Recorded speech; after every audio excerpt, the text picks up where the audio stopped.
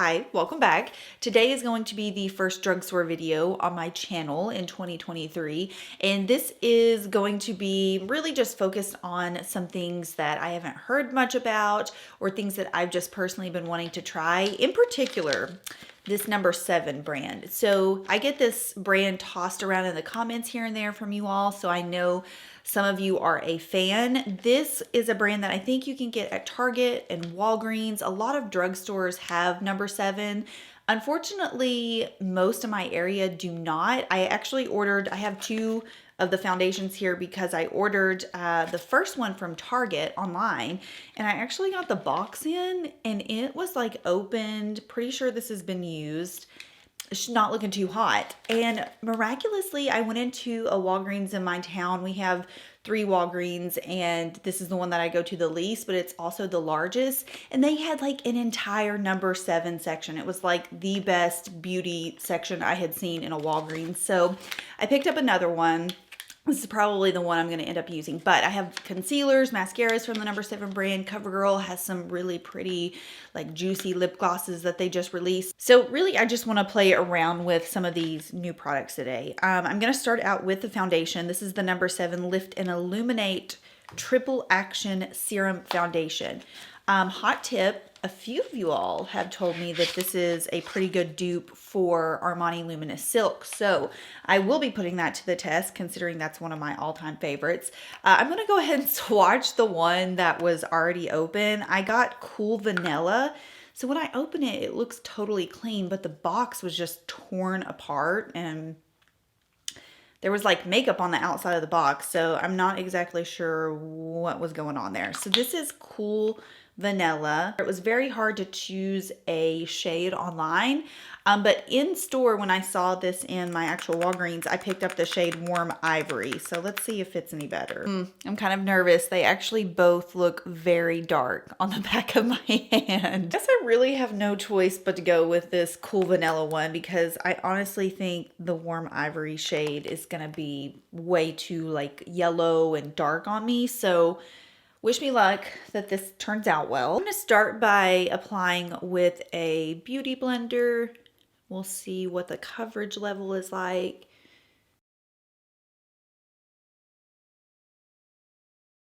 It's actually blending into the skin really, really well. And this color is not too bad on me.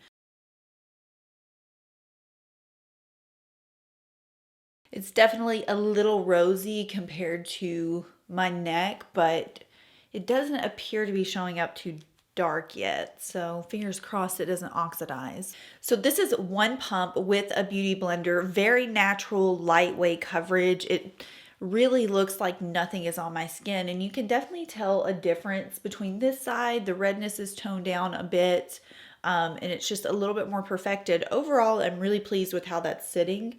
It definitely does have an invisible texture that I like to see in foundations, but I do want to try this side with a brush. I take that back. I feel like I probably did more of like a half pump for this side of my face. I just pumped out another pump for this side, and I feel like I'm only gonna need half of this pump. So definitely getting more coverage with the brush, but actually really prefer the way it's looking on the other side. Like immediately I'm kind of vibing with this side more.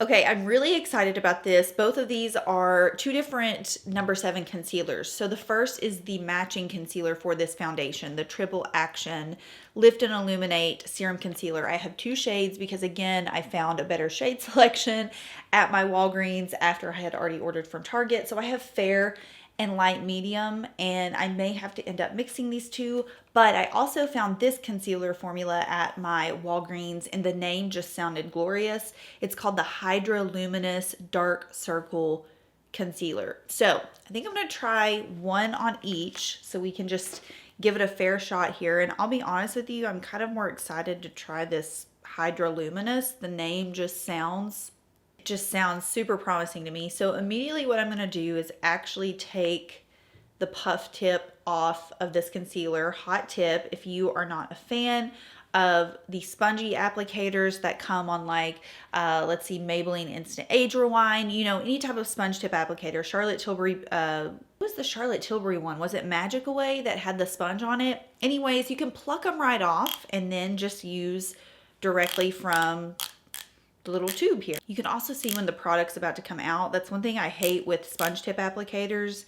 You can't see when the product's coming out, and by the time it is coming out, you've twisted up like half of the tube. So here we go. We're gonna start out with just a little bit. I'm gonna pop it on the back of my hand, and I got the shade number 1 Fair. It seems very thin and flexible. I'm gonna start by using my finger to apply it.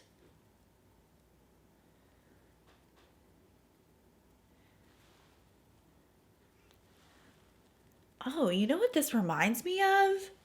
This is really pretty. It reminds me of Dior Forever Skin, which is one of my favorites. Like it's currently in my daily makeup bag. It's one I'm trying to use up, but it is one of my like all-time favorite concealers. Look at that. Oh, okay. Like we're still sunken in a little bit on this side, but over here she's a little bit lifted. I like it. Go ahead and apply just a little bit of this around my nose because I have some excess left. Yeah, this is really pretty. It's sitting very well, and the shade is actually a little light on me, but it still looks lovely.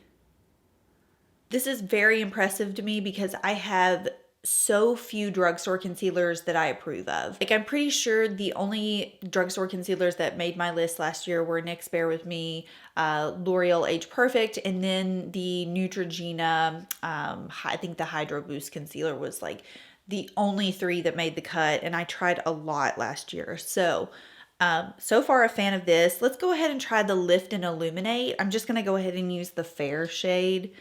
It seems like it'll be okay for me, and I'm gonna really just kind of apply it in the same way.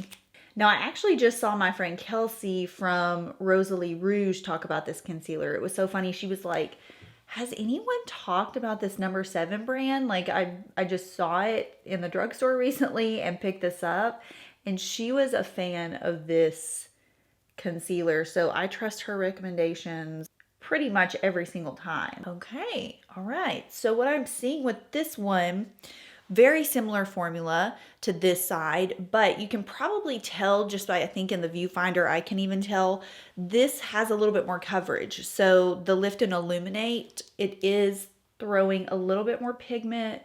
So if you do need some extra coverage, this might be the one that you want to go with. But I have to say, in terms of like how it's sitting on the skin, I like this one better. I like the Hydraluminous better. I mean, this still looks really fresh and lovely, but this side, something about it, it's just, even when I look close up, I see this side less.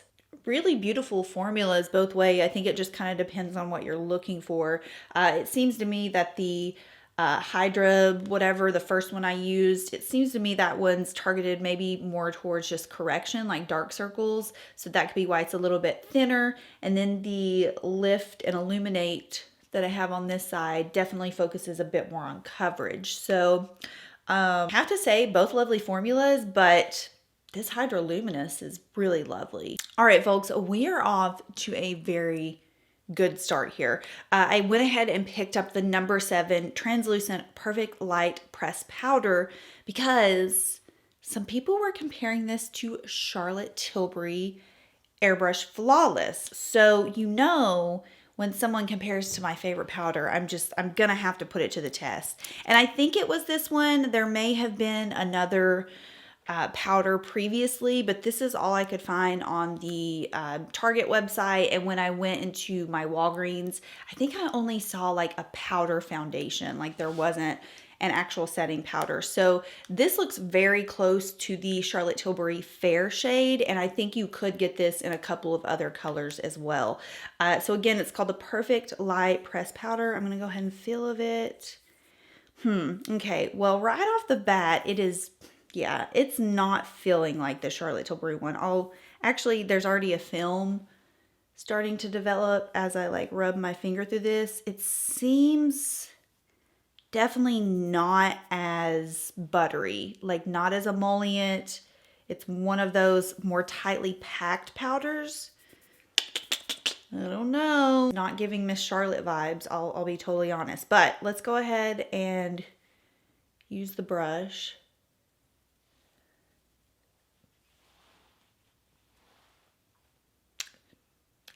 It's pretty mattifying, honestly. Huh.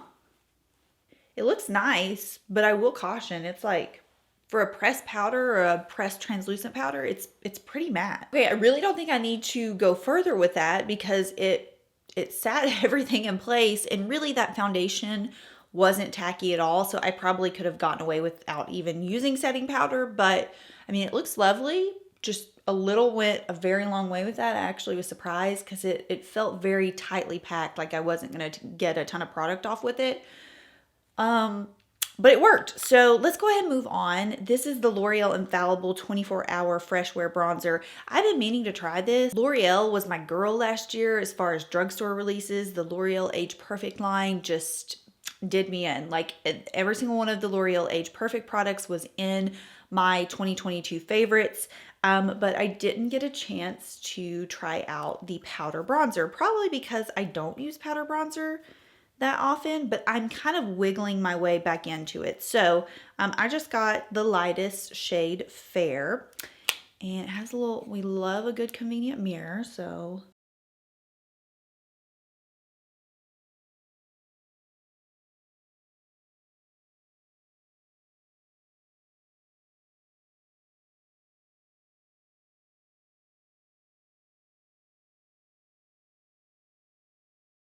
I mean, no complaints really, but I'm also not taken aback by it. You know what I mean? I haven't seen any drugstore blushes that have really caught my attention lately. So I'm going to go back to the e.l.f. Luminous Putty Blush. This one is in the shade, I think it's called Bora Bora. Just kidding. It's called Maui. And this is really the only one that I have in my stash right now that I feel like is going to complement the look that I'm going for today.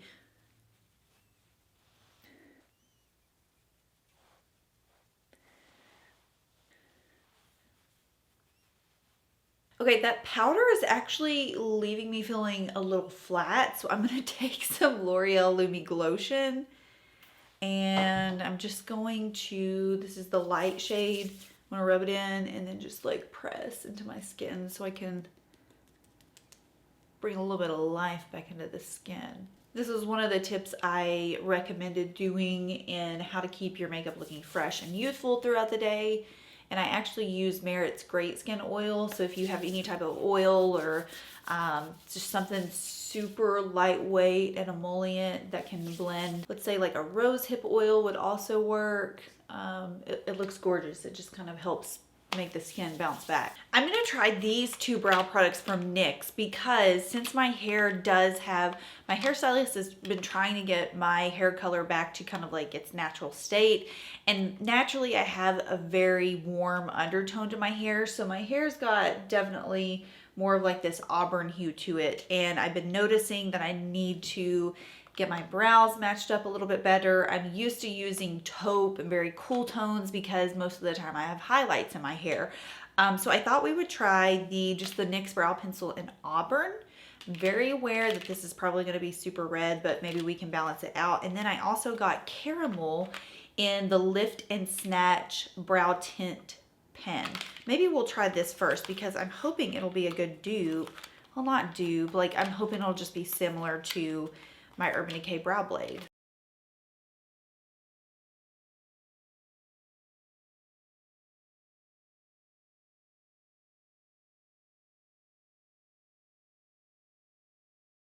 I do like this color. It seems that it is warm without being super orange.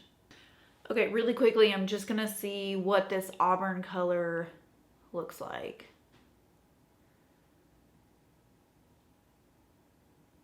Oh yeah, oh yeah. She's definitely a little bit more red on this one. Yeah, I think that classic caramel color is probably gonna be a better bet for me. The auburn is swaying a little bit too red. I literally hate my eyebrows. Like, I don't have time to fool around with my eyebrows most of the time. And for some reason, my hairs literally grow down to here. Like, why?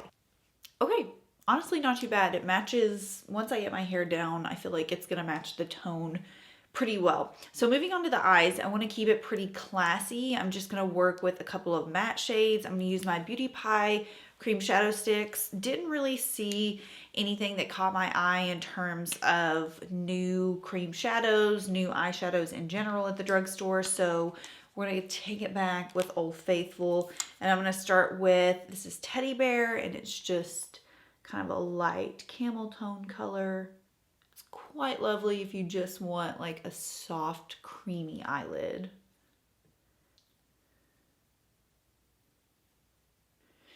And this shade's called Fauna. I'm just gonna use it on the outer portion to darken it up a bit.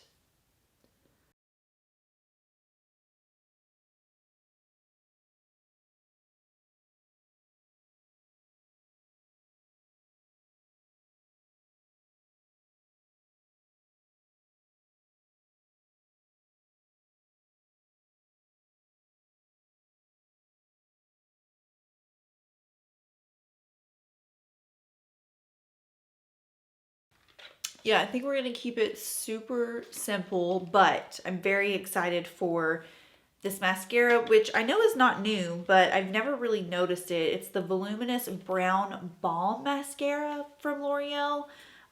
Just the name Balm Mascara intrigued me, but I was also looking, I've been looking for a brown mascara for a while. It seems like they're harder to find now. Because at my Ulta, I've not been able to find a brown one. It's all just black brown, but this is truly just like a standard brown mascara. I also got a couple of the number 7 mascaras, but I think I'm gonna wait on those for another video because this just seems like it will go very well with this matte brown eye look we have going on. So already I kind of like this because I can tell it's a drier mascara formula that always tends to work better with my lashes, especially as the mascara gets older. It's like a fine wine, just better with age. Okay, these are all of the lip glosses that I picked up. I picked up 2 from number 7, which are the High Shine lip glosses. And then I picked up 2 from a new CoverGirl launch, and this is the Clean Fresh Yummy Gloss. So these were kind of like semi-sheer, giving Glossier vibes. And hey, anytime I can get a good, nice, like clear red gloss at an affordable price, I'm all for it. And they had several shades in these, but these were the 2 that I got. So I think I'm actually going to start out with a High Shine glosses because I think these would look better with a lighter lip liner. So I'm going to use my Sephora Rouge Gel Lip Pencil in Creme de la Creme, and I think it'll go nice with both of these shades. First, I'm going to take Pink Latte from number 7. This is the shade that really just like made me want to purchase these. So let's see how she looks. Oh my gosh, it really is High Shine.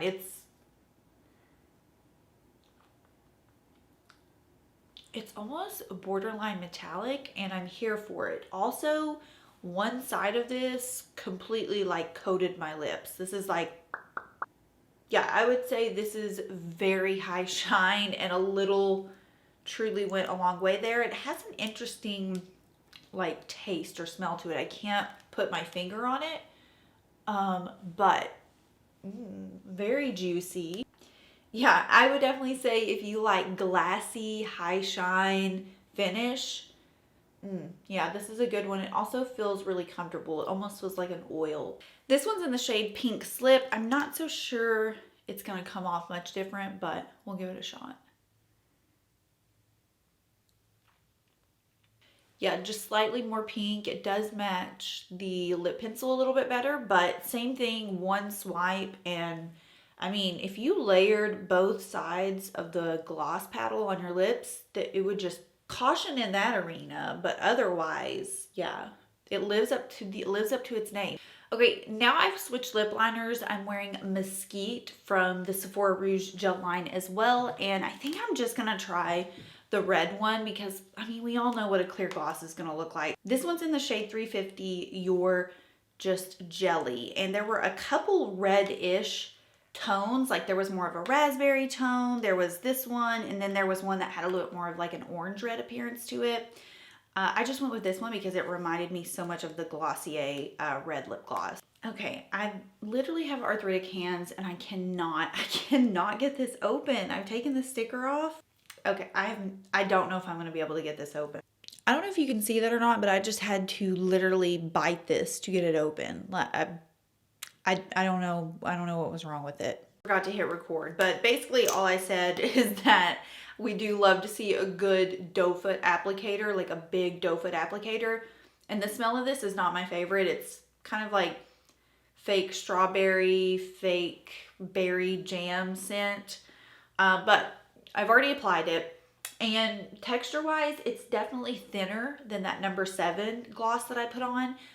But I'm not getting the like super high shine payoff with this. It's nice and it's pretty, and I think if you're looking for an affordable semi-sheer gloss, it'll work.